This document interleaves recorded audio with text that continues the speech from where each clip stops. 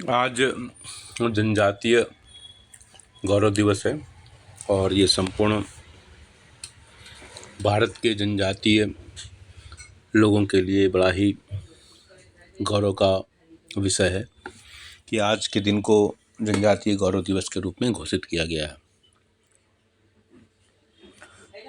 न केवल जनजातीय लोगों के लिए गौरव का विषय है बल्कि संपूर्ण भारत के लोगों के लिए है, चाहे वो जनजातीय हों या जनजातीय नहीं हो। और मेरा एक मानना है कि अगर भारत के इतिहास को देखें तो भारतीय इतिहास परंपरा में दो शब्दों का प्रयोग किया गया, एक वनवासी और एक दूसरा नगरवासी। अगर मर्यादा पुरुषोत्तम भगवान श्री राम की बात करें, जब वनवास जाते हैं और वनवासी समाज से उनका जो तारतम्य होता है, वो वास्तव में नगरवासी थे और वनवास में वो वास्तव में भगवान श्री राम जो है वो नगरवासी थे। और वनवास जब जाते हैं तो वनवासी समाज के साथ जो तारतम्य था, उस समय आप देखिए तो वनवासी समाज और नगरवासी समाज में बहुत डिफरेंसेस नहीं थे, कोई कॉन्फ्लिक्ट की स्थिति नहीं हुआ करती थी। और ठीक है, भगवान मर्यादा पुरुषोत्तम भगवान श्री राम का व्यक्तित्व ऐसा था, लेकिन जनसाधारण में भी अगर देखा जाए तो बहुत कॉन्फ्लिक्ट की स्थिति नहीं थी। और बाद में बहुत सारी परिस्थितियाँ बदली और जिसकी वजह से भारतीय समाज में बहुत सारी विद्रुपता आ गई और एक नया नॉमेनक्लेचर दिया गया, आदिवासी। और ये नॉमेनक्लेचर की वजह भी एक वजह थी, और ये वजह थी भारतीय समाज का विघटन, जिसको हम लॉर्ड डलहौजी, बाद के काल में लॉर्ड डलहौजी जिन्होंने कहा डिवाइड एंड रूल पॉलिसी, जो कि वास्तव में अंग्रेजों की पॉलिसी थी। भले ही डलहौजी तो एक व्यक्ति थे जिनके माध्यम से इस बात को उकेरा गया, लिखा गया या प्रैक्टिकली उन्होंने वर्ड्स दिए, लेकिन वास्तव में ये शासक वर्ग की एक नीति होती है। और जब ये इम्पेरियलिस्ट पावर होते हैं, जब कॉलोनियल पावर होती हैं, जब इन्वेडर्स की संस्कृति होती है, तो ये कुछ ज़्यादा ही बढ़ चढ़ कर वो जिस नेटिव लोगों के ऊपर रूल करना होता है उनको इन्फीरियर घोषित किया जाता है और उनको इन्फीरियर दिखाया जाता है कि आप इन्फीरियर हो और हम सुपीरियर हैं, इसलिए आप शासित होने लायक हो। तो एक सोच होती है। आज जनजातीय गौरव दिवस के अवसर पर मैं कुछ वाचन करता हूँ। सबसे पहले आप सभी लोगों को जनजातीय गौरव दिवस की हार्दिक शुभकामनाएं। आज पूरा देश भगवान बिरसा मुंडा की जयंती श्रद्धा और सम्मान के साथ मना रहा है और मैं इस अवसर पर देश के महान सपूत, महान क्रांतिकारी भगवान बिरसा मुंडा को नमन करता हूँ। बिहार बोर्ड में एक लेसन भी हुआ करता था बिरसा मुंडा के ऊपर, अब आज की डेट में है या नहीं मुझे मालूम नहीं है। हमने बचपन में इस लेसन को पढ़ा था, मुझे याद है क्लास 6, 7 या 5 की किताबों में हुआ करता था। ये 15 नवंबर भारत की आदिवासी परंपरा के गौरव का दिन है। मैं इसे अपने देश का सौभाग्य मानता हूँ कि उसे 15 नवंबर को जनजातीय गौरव दिवस इसको घोषित किया गया है।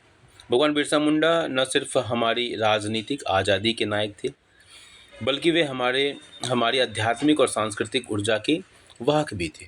आज देश आज़ादी के पंच प्राणों की ऊर्जा से, पंच जो प्रण है, प्राणों नहीं प्रण, पंच प्रण जो प्राइम मिनिस्टर मोदी ने लाल किले की प्राचीर से घोषणा की थी, तो पंच प्रणों की ऊर्जा से भगवान बिरसा मुंडा समेत करोड़ों आदिवासी नायकों के सपनों को पूरा करने की दिशा में हम आगे बढ़ रहे हैं, देश आगे बढ़ रहा है। जनजातीय गौरव दिवस के माध्यम से देश की आदिवासी विरासत पर गर्व और आदिवासी समाज के विकास का संकल्प इसी ऊर्जा का हिस्सा है। भारत के आदिवासी समाज में ब्रिटिश और विदेशी शासकों को अपनी शक्ति का प्रदर्शन किया था। संथाल में तिलका मांझी के नेतृत्व में लड़े गए दामिन संग्राम पर भी हमें गर्व है। बुद्धू भगत के नेतृत्व में लड़का आंदोलन पर भी हमें गर्व है। हमें सिंधु कानू क्रांति पर भी गर्व है। हमें ताना भगत के आंदोलन पर भी गर्व है। हमें बेगड़ा भील आंदोलन के ऊपर भी गर्व होता है।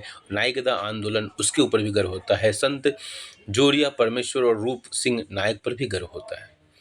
तमाम उन नायकों को जो न केवल झारखंड बल्कि हर प्रदेश में अलग अलग रूपों में मौजूद थे। और अगर देखा जाए तो महाराणा प्रताप के आंदोलन में भी, महाराणा प्रताप का जो संग्राम था उसमें भी भीलों ने कितनी मदद की थी। तो एक जनजातीय लोगों का एक पैरेलल मूवमेंट था, वो सपोर्ट कर रहे थे अपनी तरफ से।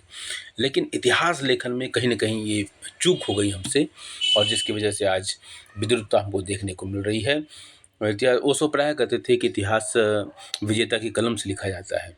तो जो शासक वर्ग होता है अपने हिसाब से इतिहास लिखता है, और भारत का इतिहास में अपनी एक कमियाँ हैं जिस पर हम बहुत सारी चर्चा नहीं कर सकते हैं। हमें उन आदिवासी नायकों पर गर्व होता है जिन्होंने दाहोद के लिमडी में अंग्रेजों को धूल चटाने पर मजबूर कर दिया था। मनगढ़ की प्रतिष्ठा को कायम रखने के लिए हमें गोविंद गुरु जी पर गर्व है। हमें अल्लूरी सीताराम राजू के नेतृत्व में वाले रंपा आंदोलन पर गर्व होता है। ऐसे अनेक आंदोलनों ने इसे भारत भूमि को पवित्र बनाया, और आदिवासी वीरों के बलिदान ने भारत माता की रक्षा की। यह सौभाग्य हम सभी भारतवासियों का सौभाग्य है कि पिछले वर्ष आज ही के दिन देश में बिरसा मुंडा संग्रहालय, रांची में बिरसा मुंडा संग्रहालय राष्ट्र को समर्पित किया गया था। और आज भारत देश के अलग अलग क्षेत्रों में आदिवासी स्वतंत्रता सेनानियों को समर्पित करते हुए कई संग्रहालय बनाए गए हैं। तो इस अवसर पर एक बार पुनः सभी को जनजातीय गौरव दिवस की ढेर सारी शुभकामनाएं। और सबसे बड़ी शुभकामना ये होगी कि हमको जहाँ कहीं भी जनजातीय लोग मिलें, जनजातीय से मेरा मतलब है एलीट क्लास के जनजातीय से नहीं, चाहे आप भले ही आप उस कैटेगरी में आते हों, लेकिन आप एलीट बन गए हों, तो फिर आप वो नहीं है। आप जनजातीय हैं, और अगर आप शोषित हैं, दलित शोषित हैं, पीड़ित हैं, और आपके साथ जो लोग भी आपके साथ खड़े होते हैं, चाहे वो किसी भी कास्ट के हों, किसी भी धर्म के हों, वो आपके लिए महत्वपूर्ण है। कई बार क्या होता है कि जनजातीय समुदाय से बिलोंग करते हैं, कुछ सरकार की योजनाओं का फ़ायदा उठाते हैं, और फिर अपने ही समुदाय के बारे में नहीं सोचते हैं और सेल्फिश हो जाते हैं। तो इसको देखने की ज़रूरत है। तो इसी के साथ आपको एक बार पुनः ढेर सारी शुभकामनाएं। धन्यवाद।